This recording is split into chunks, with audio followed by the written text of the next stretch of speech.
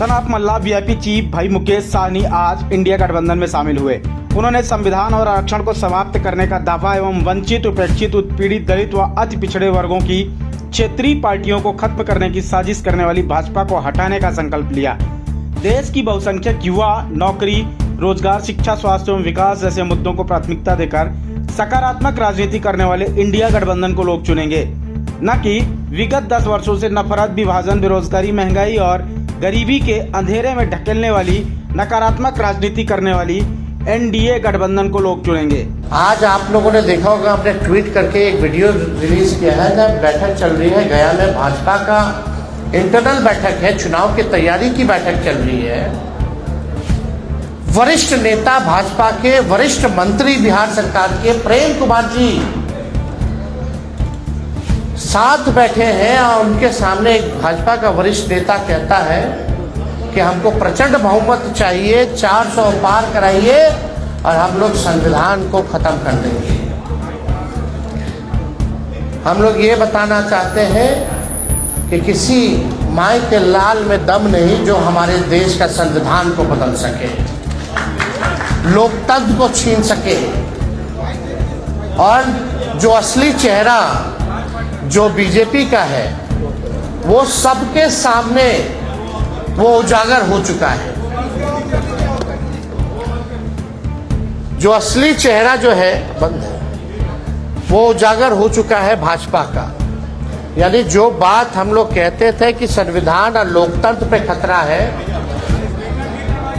आज भाजपा के लोग ही जो है भाषण कर रहे हैं, खुल करके बोल रहे हैं कि संविधान को खत्म करना है। ये बाबा साहब अम्बेडकर का लिखा संविधान जो देश को जोड़ने का काम करता है, जहां सामाजिक न्याय के साथ साथ सबका सम्मान है, सबका अधिकार दिया गया है। और जब संविधान खत्म हो जाएगा तो लोकतंत्र खत्म होगा, तो लोकतंत्र खत्म होगा तो वोटिंग खत्म हो जाएगी। जो आप वोट करना चाहते हैं, आज चुनते हैं सरकार को, इनका असली एजेंडा है कि उस हिसाब से खत्म हो जाए और एक तानाशाही पूरे देश में जो है वो लागू हो जाए।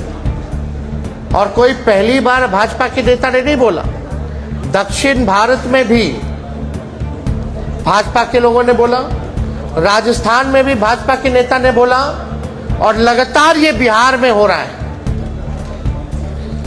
जब लोग जागरूक हो गए, जब अधिकार के लिए लड़ने लगे, जब दलितों की पार्टियां बनने लगी, जब अति पिछड़ों का पार्टियां बनने लगा, पिछड़ों की पार्टियां बनने लग गई, तो बीजेपी को डर हो गया। इसलिए चाहते हैं कि संविधान को खत्म कर दिया जाए। तो आज बेहद खुशी है कि मुकेश साहनी जी ने आज महागठबंधन जो है उसमें शामिल हुए हैं और हम सब लोग, पूरा राष्ट्रीय जनता दल परिवार, सभी हमारे महागठबंधन के सभी साथी, इनका हम लोग स्वागत करते हैं। और आप लोग सब लोग जान रहे हैं कि आज शामिल हो रहे हैं ये, लेकिन इससे पहले महागठबंधन में हम लोगों ने सीटों का ऐलान कर दिया है। सीटें बता दी गई हैं, कौन सा सीट कांग्रेस के खाते में गया और कौन सी सीटें जो है लेफ्ट पार्टियों के खाते में गई, और कौन कौन लोग कितने कितने सीटों पर लड़ेगा। तो आज मुकेश साहनी जी ने एक महत्वपूर्ण निर्णय लिया है बिहार के हित के लिए, संविधान और लोकतंत्र आरक्षण को बचाने के लिए। तो हम लोग इनका स्वागत करते हैं और साथ ही साथ हमारी भी जिम्मेवारी बनती है कि इनको साथ लेकर के हम चलने का काम करें और इनको भी सम्मान दें। तो उसी तर्ज पर जैसा आप लोगों के जानकारी में है, जैसा महागठबंधन ने ऐलान किया था इसी जगह पे कि 26 सीटें जो हैं राष्ट्रीय जनता दल चुनाव लड़ेगी। तो हम राष्ट्रीय जनता दल अपने कोटे में से उस 26 सीटों में से हम 3 सीट जो है मुकेश साहनी जी को हमारे पार्टी का निर्णय हुआ है, पार्टी का निर्णय हुआ कि 3 सीटें जो है वो मुकेश साहनी जी को दी जाए। राष्ट्रीय अध्यक्ष जी का भी निर्णय है और वो 3 सीटें, पहला गोपालगंज है, दूसरा झंझारपुर है और तीसरा जो है मोतिहारी सीट जो है। ये फैसला हुआ है कि ये 3 सीटों पर मुकेश साहनी जी की पार्टी चुनाव लड़े। भले ही अलग पार्टी हो लेकिन हम सब लोग मिलकर के साथ चुनाव लड़ रहे हैं। यानी चाहे इनके सिंबल पे जो कैंडिडेट हो हम भी वो लड़ाई है, चाहे लालटेन पे कोई लड़ रहा हो ये इनकी लड़ाई है। और ये एक मजबूत गठबंधन आगे बिहार के भविष्य को देखते हुए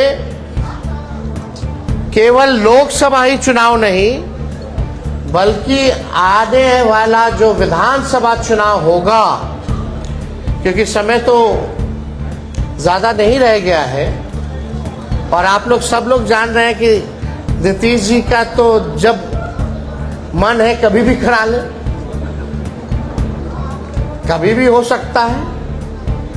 तो हमारा जो गठबंधन केवल लोकसभा के साथ साथ हमारा गठबंधन बिहार के विधानसभा के लिए भी है और हम लोग मजबूती के साथ बिहार विधानसभा का भी चुनाव लड़ेंगे।